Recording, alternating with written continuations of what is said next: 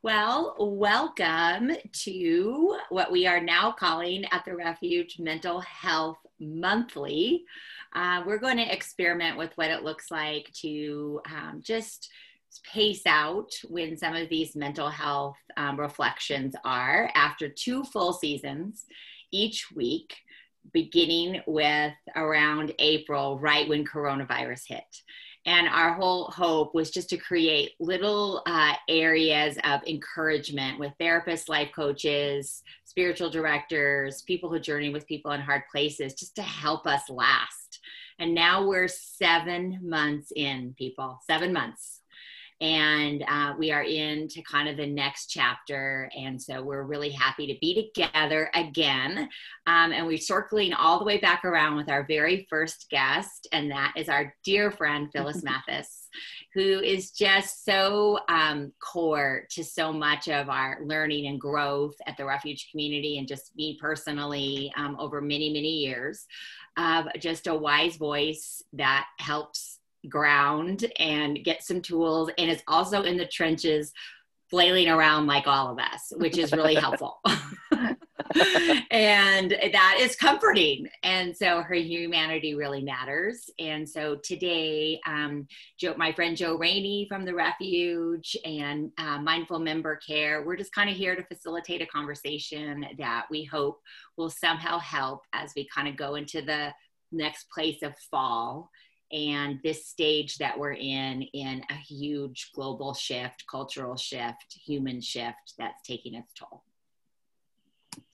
Yeah, so the experiment will still go out. We're going to try just doing this monthly, as Kathy said, and see how that goes. And so this first one will still go out on YouTube and Spotify and other podcast platforms. And then I'll write some questions for discussion or reflection in the description box in the YouTube or the podcast show notes on the different apps and stuff. So, but yeah, we're looking forward to this time with you, Phyllis. Great. Well, I just want to start with when you asked me to do this, you mentioned the concept of the surge that's been kind of circulating around, which I think is a really wise and really smart concept, which is just people who are familiar with natural or global disasters, disaster work, kind of have noticed that when something bad happens, human beings just naturally sort of rally, and they get engaged, they get organized, they start working, they work together, they're pumping out solutions, they're resisting, or they're doing all of the things very energetically, and doesn't mean they're not tired, and doesn't mean it's not a disaster, but there seems to be a 6-month period where people are organizing and hitting this, whatever it is, straight on.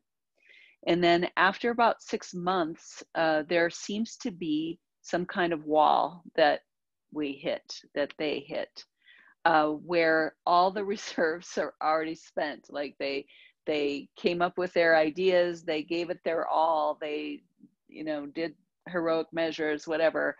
And then at about 6 months, there's a new sort of exhaustion that sets in. And so we're at the 6-month point with the pandemic. And so it's a good time to pause and just kind of take stock of where we're at and what do we need. So I thought, well, yeah, I'm gonna think about that, and I probably could come up with something. And after about 12 hours, I had this little voice in my head going, "You think I know anything about this? You think I know? Do you know what a wreck I am?" And this is why I love you, Phyllis. I started taking stock of all of my symptoms. I'm irritable. I'm not sleeping. I'm overwhelmed. I'm exhausted. I'm just, I'm furious. I'm anxious. And every once in a while, I just have to kind of lose my mind. And so And every therapist, life coach, spiritual director, and others supposedly wise person that I know is in the same boat. So the first point that I want to make, I guess, is that nobody knows better than anybody, and we are all in this together. So I'm symptomatic, and I still have a job. My home is not in danger. I don't get arrested for driving white. My house, the house next door to me is not on fire, or the place where I work has not burned down, or I'm not, we're breathing smoke, but I'm not breathing California smoke or Oregon smoke. And so some of the, so it's interesting to look at. There are those of us who are in the kind of shape that I'm in, and we're still actually okay. And so there's something about that I think it's important to talk about. So one of the things that I want to say is that it's not just the pandemic that we are dealing with. We're dealing with a really volatile justice situation in our country that's really coming to light. We're dealing with a political situation that we very well may not recover from and be the same from. And the environment right around us is in danger and has been in danger, and we're going to be in danger. So these are huge existential threats that are coming at us all at the same time. But for a lot of us, they're ambiguous, like they're not right in front of our face. They're not right down on our heads. We're not packing our homes. We're not evacuating. We haven't been living in shelters. We're not, we're not getting maced in the streets. We're not being arrested or having our lives in danger. And we still are symptomatic. So that says a lot about the kind of thing that's hanging over our heads, I guess. I know if you want to use the analogy of the cloud, like all these huge threats are up in the cloud, and for the most part, we're living our day-to-day life, and we freak out because anything could happen at any time. So I wanted to say, don't ask me how to deal with something like this. Ask a single mom. Ask somebody who lost their job. Ask somebody who is trying to hold it together, educate their kids, go to work, and still sleep at night. Ask people who are risking their lives every day, putting on the inadequate PPE and working in hospitals trying to save people's lives. Ask the people who are just dealing with death after death after death and trying to support people who are losing loved ones and can't figure out why. Ask those people. And then I was like, no, don't ask them, because they don't want to tell you. Like, they don't even know. Don't ask them for lessons learned in the middle of your disaster, because they're still in their disaster. And so I'm tempted, as maybe a lot of you are, to freak out about the what ifs that could very well be barreling down on us, at any time. And those are not irrational fears. They very much could happen. But part of our problem is this disparity between the things that may happen that haven't yet, and how and our daily lives, which are just for the most part annoying. Those of us who are not in the middle of it, you know what I'm saying? So that ambiguosity, is that what it's called? Ambiguousness? Ambiguity, that's the word I was looking for. That kind of ambiguity, which our bodies are responding, saying, holy crap, if you looked outside, do you know what's going on? And then we're having to put one foot in front of the other and try to just do our lives when we're not actually then lots of us are not actually in danger. The brain doesn't know what to do with that. And so that's why we're getting a lot of these emotional roller coaster moments, these freak out moments, and the exhaustion of trying to, in one sense, it's like the exhaustion of trying not to freak out when everything inside of you wants to just, my hair's on fire. So the potency of that kind of crazy making inside of us, that kind of pits our mind, our perception against what's going on in our bodies, that's weird.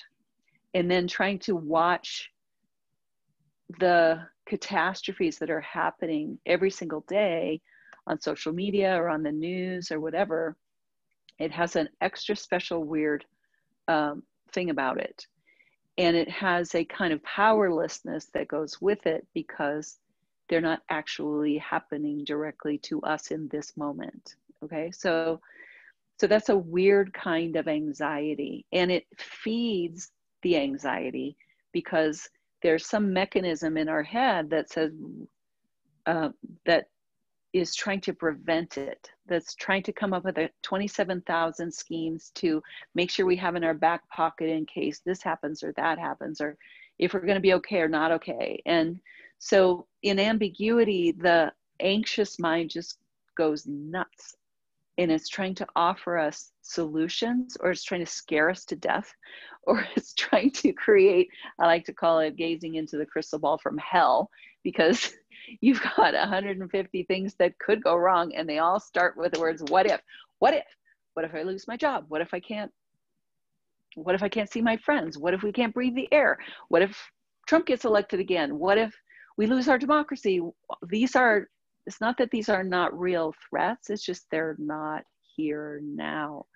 And the mind doesn't like that. It likes to run off and create them so that we can either prevent it from happening or figure out how we're going to best respond to it if it does. So then it just starts pumping out stuff that it's not real solutions. It's just sort of really unhealthy brain activity. But here's the thing, I guess, that I was going to let you guys ask questions, but I'm just like, keep it going. Here's the thing that I think is true, and why I was like, I think if we really got inside the experience of someone who was really walking through this disaster after 6 months, whatever disaster they're in, they would probably, or if we could skip over 5 years and look back and then interview them, how did you get through that? How did you do that? They would probably go, I don't even know. I don't even know. I did what I had to do every single day. And I hoped and prayed that what I needed would arrive for me when it arrived. And I looked for what I absolutely had to do, and I just did it, one foot in front of the other. And I found that I was stronger than I ever imagined that I was. I was more innovative than I ever thought. I couldn't believe some of the ideas that came up. I don't know how I went without so much sleep for so long. I don't know how I bore all of the worry about my kids, the safety of my kids' future. I don't know how I really coped trying to keep going on when loved ones were dying, or when I was afraid that, somebody was in the hospital and I couldn't visit them. So all that to say, we can't really prepare anymore. Like, we've already spent our wad. We've already spent all of our stuff. I was talking to a friend the other day who said, I just did what I had to do. And then I found I had these little savings accounts, like these energy savings accounts. And I kept pulling them out, and I spent those, and I spent that one. I spent this one. I spent that one. I don't got it anymore. Like, I spent it out. And I think that a lot of us might be in that place now. And I think the one piece of good news might just be that there's a kind of either psychological, spiritual, with a small s, threshold that happens when we are out of gas, when we're too tired to come up with 27 great ideas, or we're too worn out by burning the candle at both ends. Like when we get really, really tired, we quit trying so dang hard.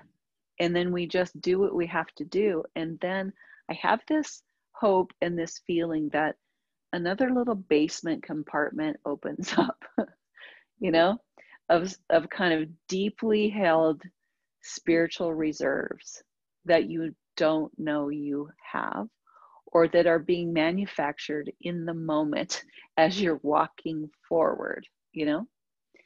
So we can't, it makes us shift our, the good thing about being at Surge is that hopefully it takes us out of our heads and all of the ways we think we can fix this and all the people we think should be saving us. And it moves us into deeper ways of knowing and deeper sources of wisdom that are unique to ourselves in our actual lives, in the moments in which we are living them. And so in a sense, it kind of shrinks everything down. And if we'll let it, like if we'll let ourselves get out of our heads, move down into our hearts, move down into our center, then walk from there, you might be surprised by what comes out. So like, we went on this bike trip with our grandkids and a few weeks ago, and we rented bikes for the kids. And our granddaughter, who's 11, has been riding her own bike for a couple of years now. But we rented a bike that she was really uncomfortable with. And when we got to the top of the trail and got dropped off, we had 15 miles to ride and she balked. Like she freaked out. She was like, I'm not comfortable with this. I don't know this bicycle. This is really bothering. You know, she just kind of, and we were all afraid she was going to grind to a halt because here we were on top of the mountain. It's not exactly a mountain, but on top of the hill.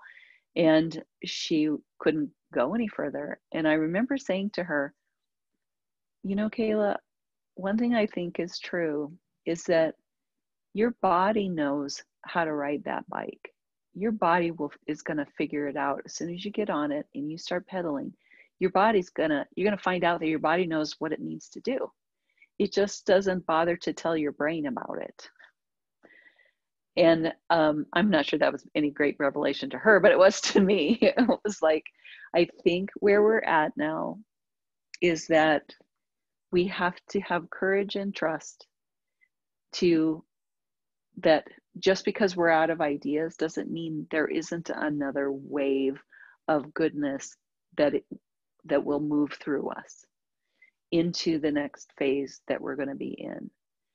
And so it's just not going to tell your brain ahead of time. And you'll find yourself, if you can get settled, if you can get centered, and if you can have even just a spark of courage just to get up and do what you need to do, what you've already been doing, what you should have been doing, but you were too freaked out to do, you know what to do it and let it settle down in and trust that whatever you need in whatever moment is next will be there and you will be amazed. So that's my hope and my word for the post-surge freak out. And I hope to God is true. So what are some of your thoughts or questions that you two might have had? Oh, there's so many things in there. There really is. I mean, 7 months is a long time to be operating like we've been operating. And for me, just listening to you, and always what we hope for everyone listening is just to like glean the thing, that jumped out at you. And I think for me, the part I love is just, it's in there and we don't have to conjure more. Like we don't have to come up with anything else. And that we have been doing this and we're actually going to keep on doing this. And there's a lot of hard things. I mean, everyone has a hard story. And what I always say, everyone has an extenuating circumstance. And so my extenuating circumstance is deep, deep grief after the loss of our son. And I am just like, well, what you said just really fits. Like, how do you do it? You keep getting up every day and doing the best that you can and seeing good and being on the floor in one day. But it's like the sun keeps rising and we keep breathing, and everyone's situation is different. But for me, I am reminded that I am out of ideas. That I feel that way. We had so many good ideas at the beginning, and now this long in, and all the next thing on top of the next thing on top of the next thing. It's like, no, just bare minimum, like bare bones is enough. Yeah. The barest bones is enough. And to just trim it all away and only the essence. And for me, the essence has been getting outside in some way, shape, or form. And it's been connecting with good humans in some way, shape, or form. And it's been really limiting social media. I do like to stay connected that way, but like really shifting that. And those things is like stripping it down. I have felt just a little bit of opening, and not so much like all the time. It's just given a little bit more room. So that's me. That's great, Kathy. My housemates upstairs just started vacuuming, and so I don't know, can you hear it? Or you can't hear it? No, I can hear a little bit. Good. No, it's not bad. Just a little. Okay, because I was like, of course, right now. 6 at night. It's always how it is. Yeah. Yeah, no, there was so much in there. I think I really appreciate the idea of, it's so loud and I have ADD. This is torture. Oh, okay. Well, if you'd rather not, that's fine too. I think the big thing was, just that people looking back won't even necessarily know. And so there's no like magic formula that like we have to know all these exact tools and we have to have all these exact skills. And like, even though we have had them all, maybe it's just lasting forever, and it's good and it's ambiguous. And so that this idea of, you don't have to have it figured out, but kind of what Kathy was saying too, of just like day by day, and just like, do I have enough for this next, even if it's like, I don't know if I have enough for the next day, but do I have enough for this next 5 minutes? And yeah, I do. Yeah. Yeah. And it's sort of like, well, I just lost my train of thought talking about ADD. So, here's the other thing. If you're not feeling freaked out or exhausted or worn out or worried, then you're not paying attention, people. And just because you're symptomatic, it doesn't mean you're doing something wrong. There is no way to prevent this kind of thing from happening. And so the best we can do is to be kind to ourselves when we are symptomatic, be kind to each other, like trade off freakout sessions if you need to. There's something really good about that, and reminding ourselves we're still here. The nice thing about exhaustion is that you just quit doing dumb things in your head. You quit conjuring stuff up. You just are too tired for that. You can't live by shoulds anymore.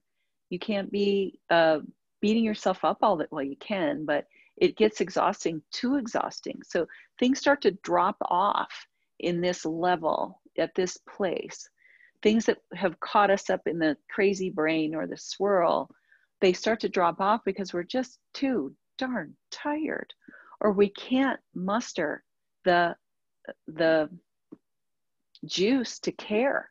So we shrink our lives down to what's right in front of us, doing the next right thing, to eating, sleeping, breathing, being kind to yourself and others, and then we find a pace for the long haul that is going to be more or less sustainable.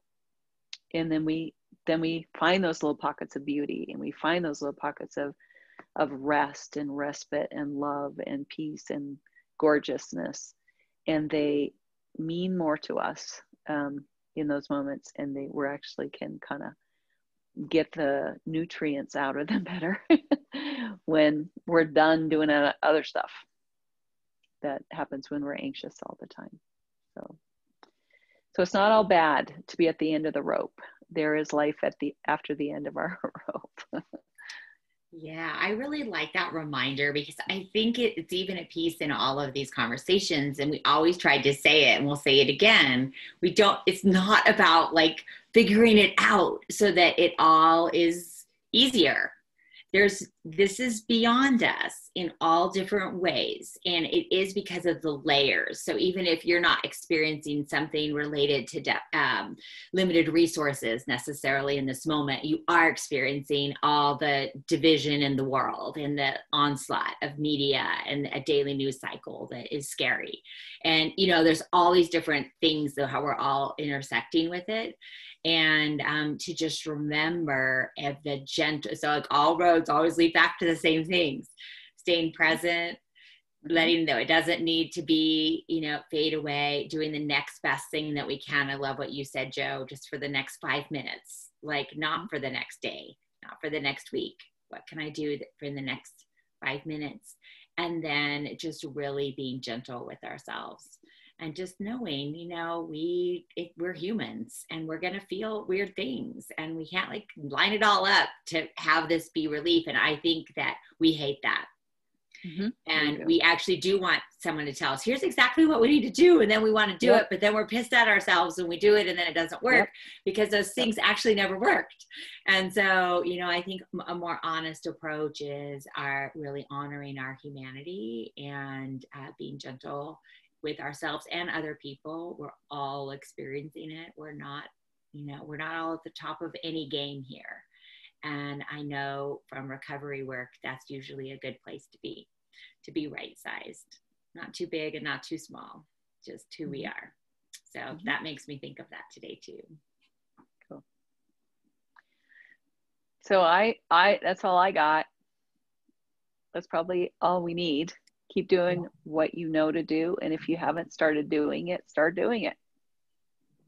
And hang in there with people that you love. Yeah, sounds good. Thanks, Phyllis. Thanks, Kathy. Yes, thanks both of you. It's always fun to be together. So we always love to hear what you say, what you heard, what you gleaned, where you're at, your thoughts on how you're navigating the ongoing surge that's not ending, and what you are doing to make it through, and just be good to yourself. And we're glad that you're here. We'll keep hacking at it. We'll see where we are in a month. Okay. Right. Thanks for having me on. Yeah. Thanks, friends.